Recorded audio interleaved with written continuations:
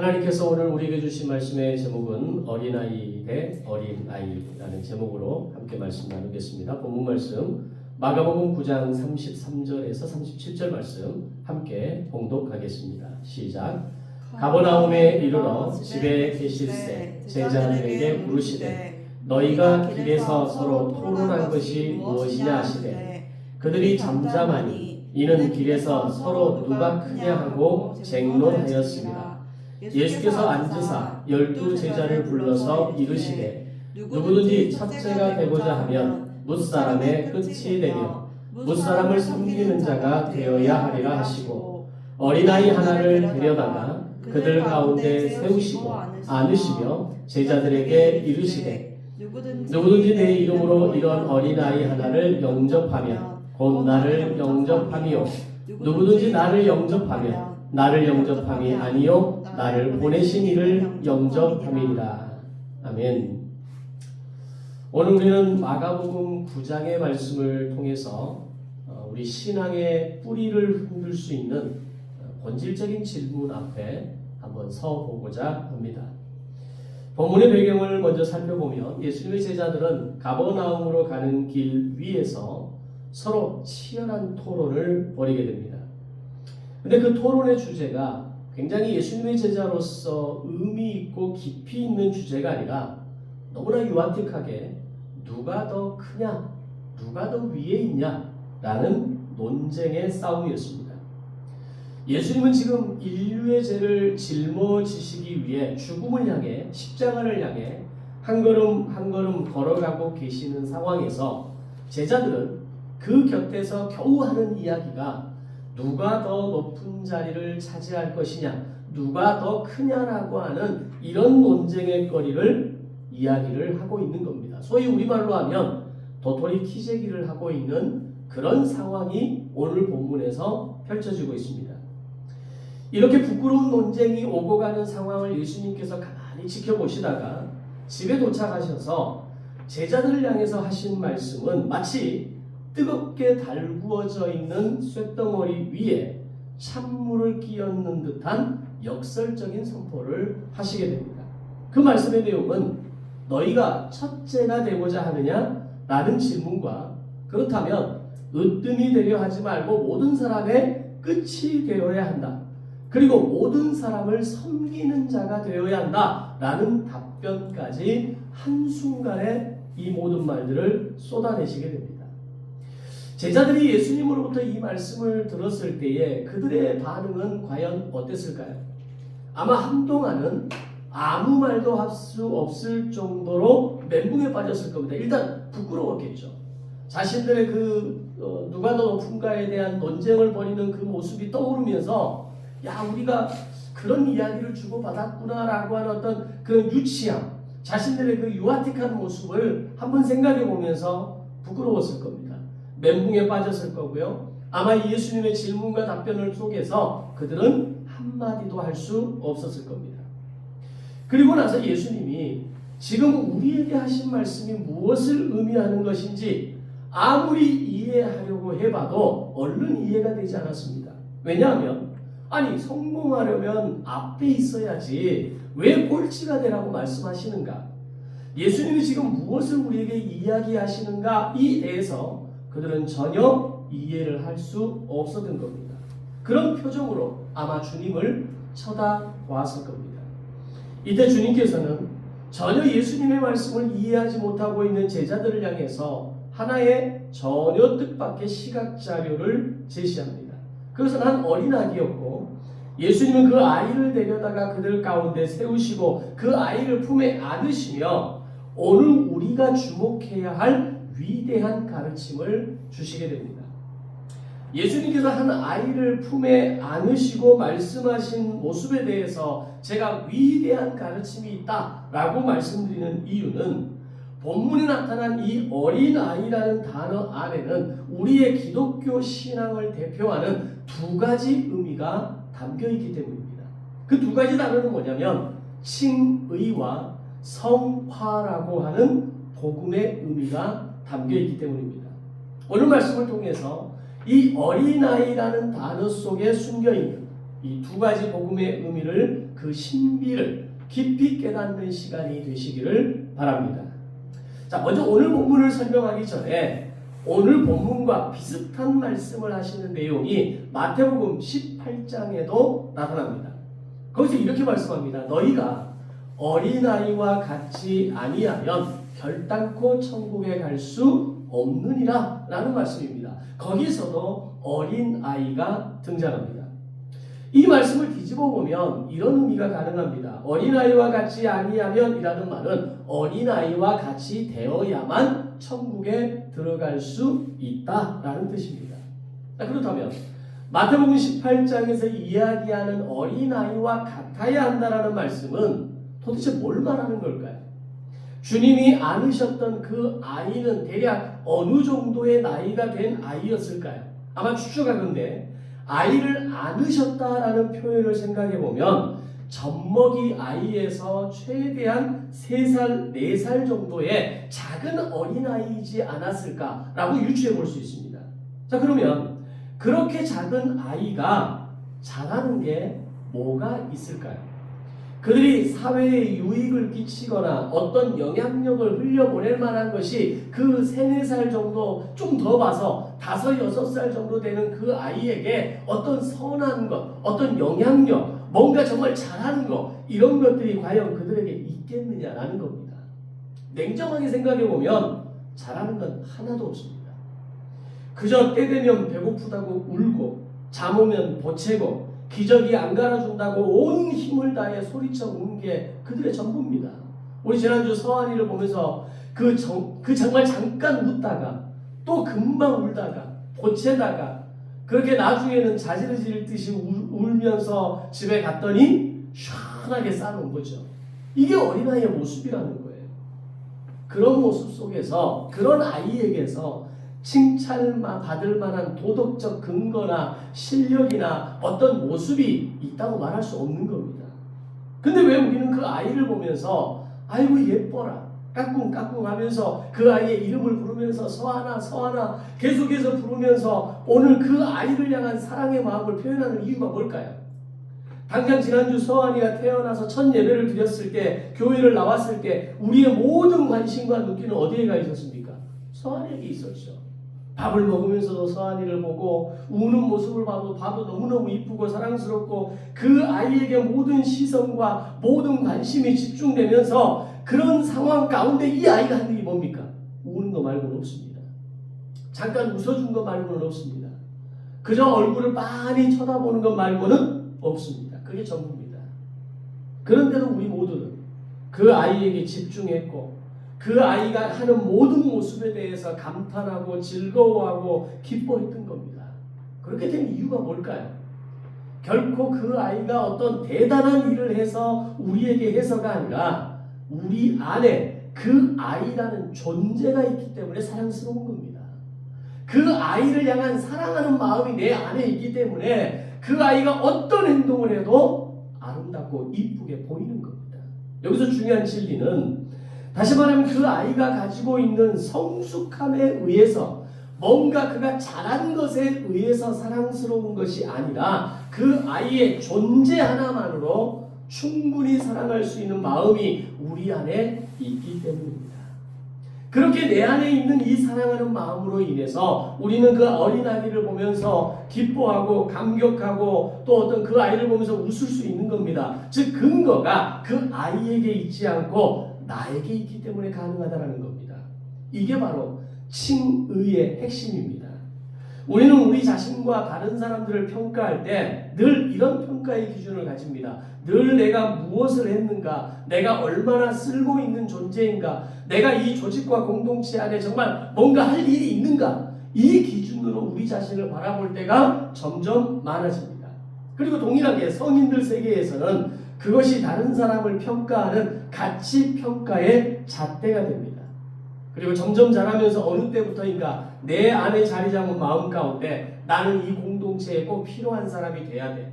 나는 쓸모 있는 존재가 돼야 돼. 라는 강박관념이 가득하게 있습니다.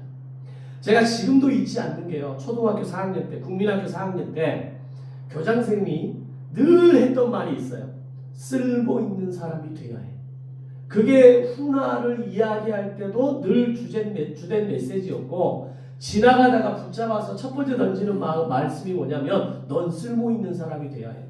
그게 얼마나 저에게 큰 어떤 강력한 의미로 다가왔는지 지금도 그 말이 잊혀지를 않아요. 쓸모 있는 사람이 돼야 해. 근데 이 말이 우리가 인생을 살면서 나를 짓누르는 무게가 될 때가 있다는 것을 우리가 보게 되는 겁니다. 심지어는 내가 나 자신을 볼 때가 아니라 다른 사람을 볼 때 저 사람은 쓸모 있는 사람인가? 저 사람은 우리 조직에 꼭 필요한 사람인가? 저 사람이 우리 조직에 하는 일이 뭔가? 그 기준에 의해서 상대를 평가하고 그 사람을 어떤 판단하고 그 사람에 대해서 비난과 비평과 어떤 평가의 모든 기준 가운데 도달한다는 겁니다. 그리고 그 기준과 잣대에 도달하지 못하거나 부합하지 못하면 어김없이 비난과 비판의 화살을 쏘아대는 겁니다. 근데 많은 사람들이 오해하는 것 중에 하나가 이걸 복음의 정신이라고 착각한다는 겁니다. 그래서 교회에서 봉사하는 것도 내가 정말 기쁨이 있고 행복하고 감사해서 봉사하는 게 아니라 내가 이 교회에 꼭 필요한 존재가 되어야 해. 나를 필요한 사람으로 다른 사람들이 나를 인정해 줘야 해 라고 하는 확인받고 싶은 사람이 더 많아진다는 겁니다. 그런 분들은 목회자들을 비롯해서 주변의 다른 성도들이 나의 수고와 공로를 알아주지 아니하여 마음이 상합니다. 나의 존재를 알아주고 내가 얼마나 수고하고 봉사하는지 나의 헌신에 대해서 인정해 주지 않으면 어느 순간 그 어떤 딱 기점이 넘어가는 순간 상실감이 쓰나미처럼 밀려오는 겁니다. 결국 내가 있을 곳은 이곳이 아니구나. 나를 필요로 하는 사람들이 여기에는 없구나. 내가 여기에서 할 수 있는 것이 아무것도 없구나 라는 게 느껴지는 순간 다시 새로운 곳을 찾아 떠나는 떠돌이 인생이 되는 겁니다. 이 모든 그 가운데 그 뿌리가 뭐냐면 인정받고 싶은 욕구. 내가 이 조직에 꼭 필요한 사람인가에 대한 해답을 찾고 싶은 욕구. 심지어는 신앙에 있어서도 하나님이 나를 인정할 만한 모습이 내 안에 있는가에 대한 이런 잘못된 접근을 통해서 마치 내가 그럴 만한 모습이 있어야, 마치 내가 뭔가 결과를 가지고 있어야, 마치 내가 하나님께 사랑받을 만한 이유가 있어야 하나님이 나를 사랑하신다고 착각하는 겁니다.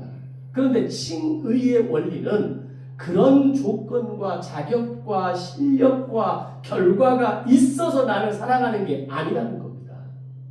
그분의 마음 가운데 나를 사랑하기로 작정하신 마음이 있기 때문에 여전히 연약함 가운데 있고 여전히 죄악 가운데 있고 여전히 부족함 가운데 있지만 주님이 나를 사랑하시는 겁니다.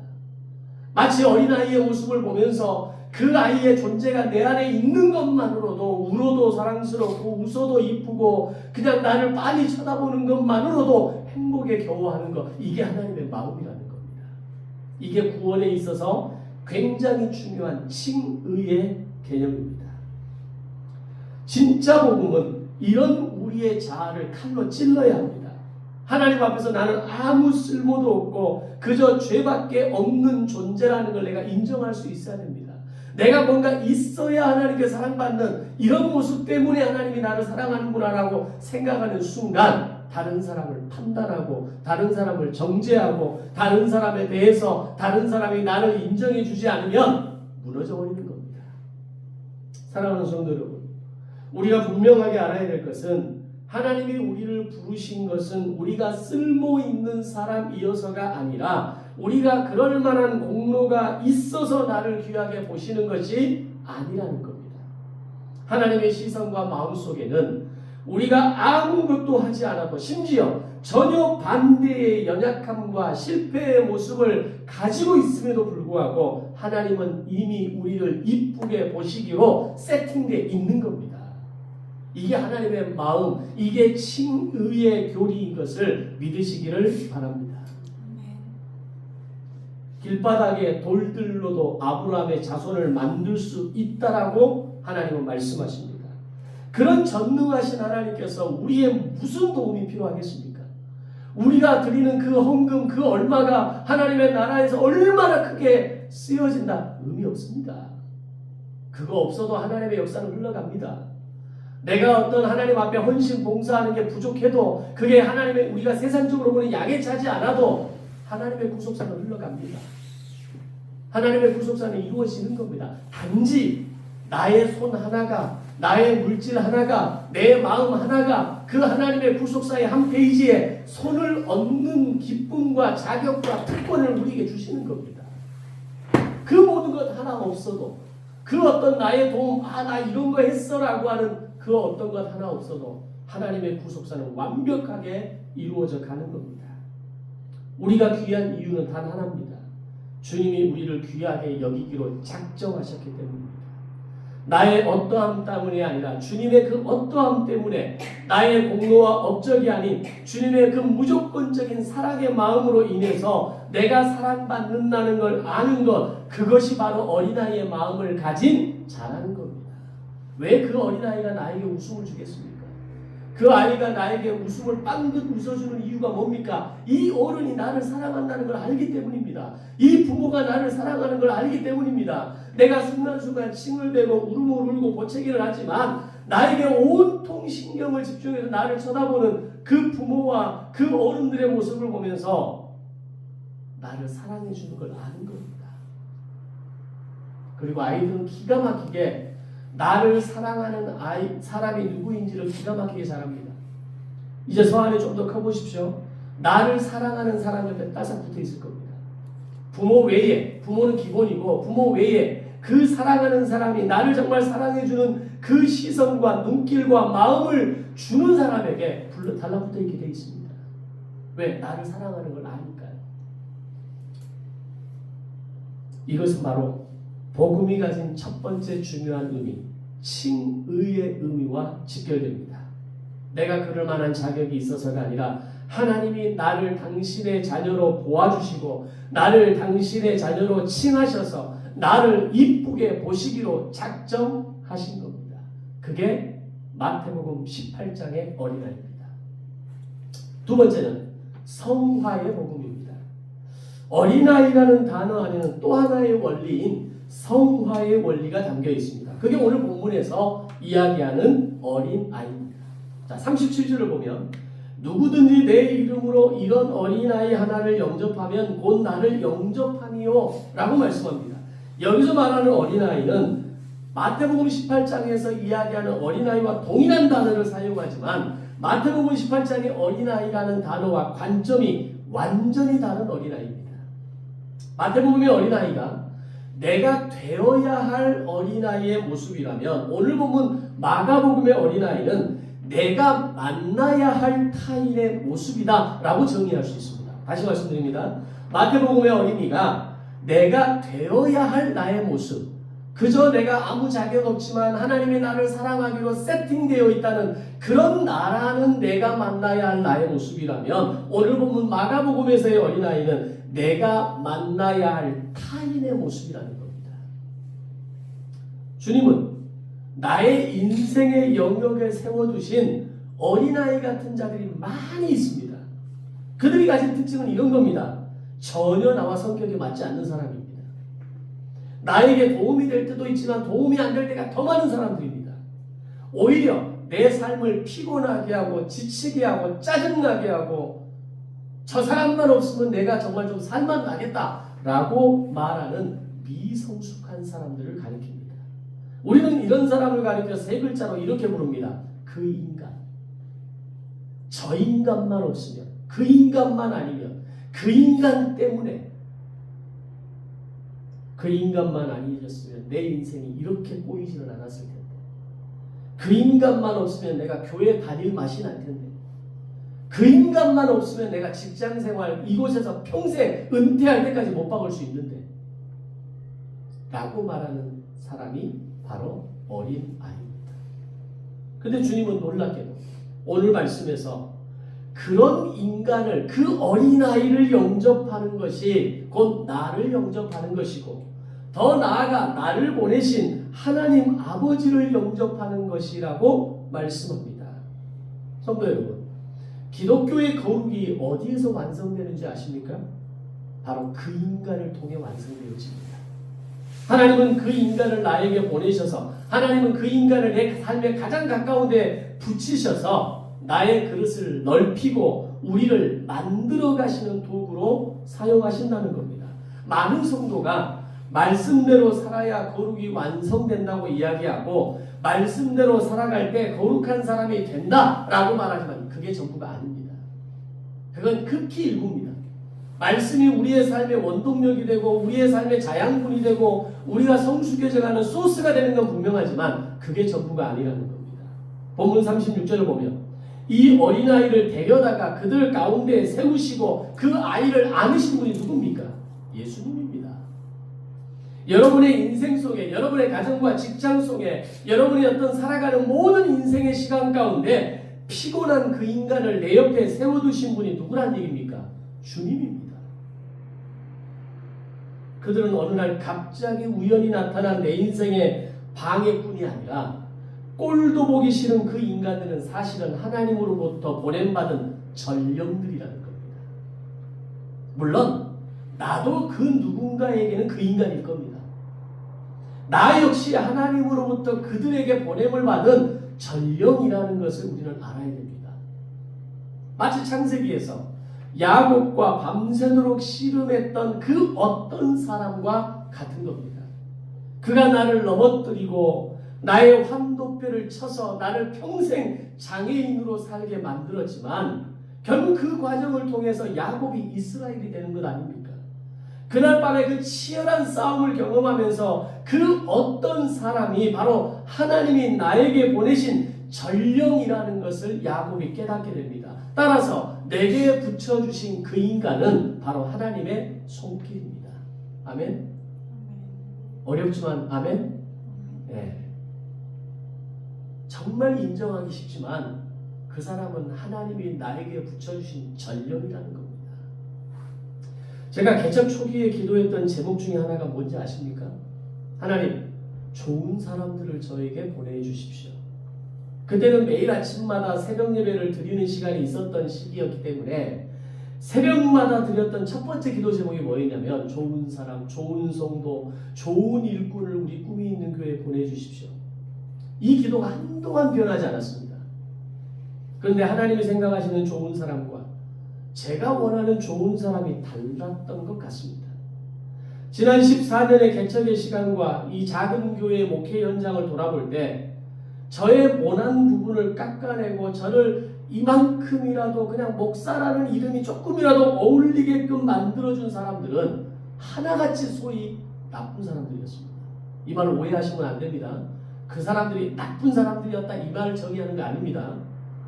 제가 좋은 사람이라고 얘기했던 그런 사람에 의해서가 제가 다듬어지는 게 아니라 정말 저럴 수 있을까? 라고 말했던 그 나쁜 사람들, 오늘 본문의 표현을 하자면 어린아이 또는 그 인간 같은 사람들을 통해서 하나님이 저를 여기까지 만들어주고 계시더라는 거죠.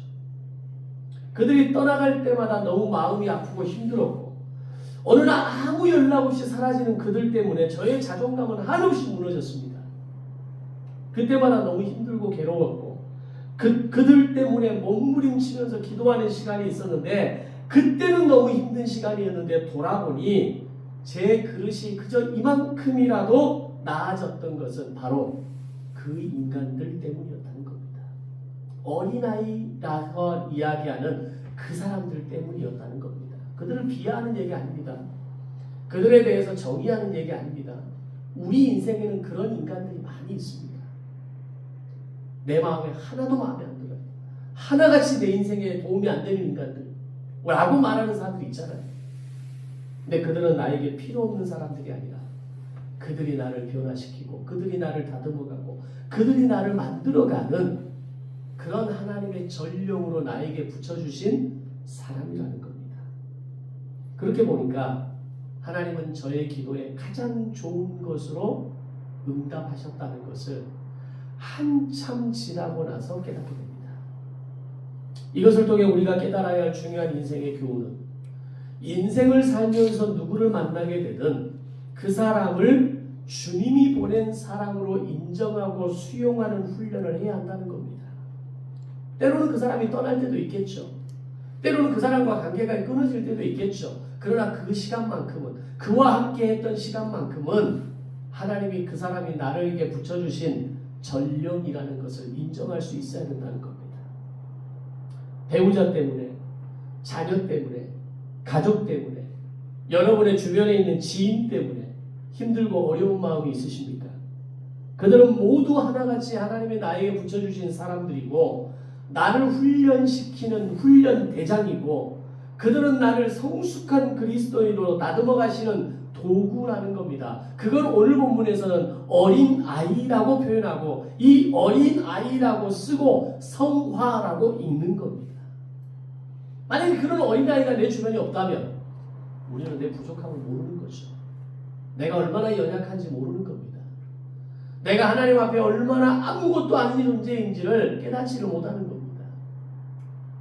나를 힘들게 하는 그 사람 안에 나를 향한 하나님의 메시지가 있음을 깨닫는 순간 나의 영혼과 나의 인간관계에는 소위 혁명이라는 게 일어납니다. 싫은 사람도 없고 특별히 좋은 사람도 없고 좋은 사람은 그냥 감사하고 어렵고 힘든 사람은 이걸 통해서 하나님이 나에게 또 뭔가를 나의 모습을 다듬어 가시는구나. 나를 좀 새롭게 다듬어 가시고 나를 성화로 만들어 가시고 나의 나됨을 하나님께서 만들어 가시는구나. 이런 기대를 하게 되면 오늘 우리의 인생에 전혀 다른 시간을 경험하게 될 것이라는 겁니다. 말씀을 정리합니다. 여러분이 인생을 괴롭게 하고 여러분의 인생을 상하게 하고 무너지게 하는 진짜 주범이 누구라고 생각합니까? 정말 그 인간 때문입니까? 정말 그 사람 때문입니까? 그 어린아이 때문에 내 인생이 이렇게 힘들고 꼬이고 어려운 겁니까? 근데 성경은 말합니다. 우리가 상처받고 탈이 나는 이유는 그 사람 때문이 아니라 그 한 사람을 수용하지 못하고 지적하고 판단하고 정죄하는 나의 속 좁은 이기심 때문이라고 말합니다. 더 나아가서 결정적으로 나를 위해 자신의 아들을 기꺼이 십자가에 내어주신 하나님 아버지의 그 큰 사랑을 잊어버렸기 때문입니다. 마치 1만 달란트에 빚진 것을 주인이 해결해주고 그 빚을 탕감해 주었을 때 탕감받고 나오자마자 길거리에서 나에게 빚진 100데나리온 빚진 사람, 50데나리온 빚진 사람, 그 1만 달란트에 정말 1000분의 1, 10,000분의 1도 안 되는 빚진 사람의 멱살을 잡고 흔드는 성경의 비유처럼 오늘 나를 위해 아들을 내어주신 그 사람을 잊어버리고 그 사람을 수용하지 못하고 그 어린아이 하나를 내 안에 품지 못하고 이해하지 못하고 인정하지 못하고 바라보지 못하는 그 사랑을 잃어버리니 바로 오늘 나의 인생이 괴롭고 상하고 무너지는 결정적인 이유라는 걸 알아야 하는 겁니다. 내가 하나님으로부터 어떤 은혜를 입었는지를 잊어버리면 우리는 평생 그 인간 탓만하면서 살아가게 될 겁니다. 그 인간 때문에. 그 인간만 아니었다면, 그 사람만 아니었다면 내 인생이 이렇게 꼬이지를 않았을 겁니다. 그러나 내가 하나님 앞에 얼마나 대책 없는 어린아이였는지, 그럼에도 불구하고 내가 어떤 사랑을 받았는지 기억하면 우리는 내 곁에 세워진 또 다른 나와 같은 어린아이 같은 그 사람을 비로소 영접할 수 있게 되는 겁니다. 이제 우리의 기도 제목을 바꿔야 합니다. 하나님, 좋은 사람 만나게 해주세요 라고 기도하는 것이 아니라 주님, 누구를 만나든 그 사람을 이해하고 관용하고 정말 감당할 수 없을 때는 침묵하고 기다릴 수 있는, 그리고 그 사람을 축복할 수 있는 마음을 저에게 주세요. 오늘 나를 힘들게 하는 그 사람을 주님이 보내신 전령으로 알고 그를 통해 주님을 더 깊이 알아가는 나의 인생이 되게 해주세요. 이 기도가 2025년을 마무리하면서 그리고 2026년을 새롭게 시작하면서 새로운 수많은 만남들 가운데 여러분의 눈이 열려지고 여러분의 마음에 깨달음이 있고 나에게 붙여주신 그 수많은 사람들을 통해서 더 아름답게 세워지고 성숙되어져 가고 다듬어져 가고 만들어져 가는 소중한 인생이 되시기를 바랍니다.